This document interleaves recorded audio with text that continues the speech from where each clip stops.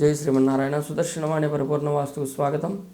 ఇరుకైనటువంటి చిన్న చిన్న స్థలాలలో 20 గజాలు, 22 గజాలు, 30 గజాలు, 35 గజాలలో చిన్న చిన్న స్థలాలలో, అంటే ఇవి ఎక్కువగా పట్టణాల్లో ఉంటాయి. దాంట్లో గృహ నిర్మాణం చేపట్టేటప్పుడు కొన్ని జాగ్రత్తలు తీసుకోవాలి. అట్లాంటి చిన్న స్థలాల్లో వీలైనంతగా మనం పై ఎత్తులో ఉండి సెల్లార్ అంతా ఖాళీ చేయటం మంచిది. అంటే పార్కింగ్ ఏరియా అనేది కింద ఇవ్వాలి, పై భాగంలో అంతస్తులు 3 కానీ 4 కానీ తీసుకోవచ్చు.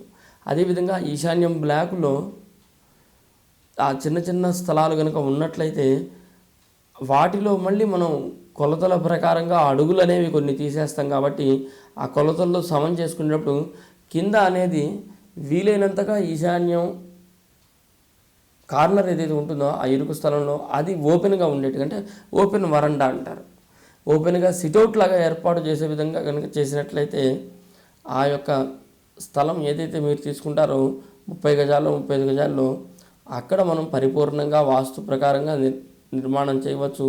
తద్వారా మంచి ఫలితాలు వచ్చే అవకాశం అనేది ఉంటుంది. జై శ్రీమన్నారాయణ.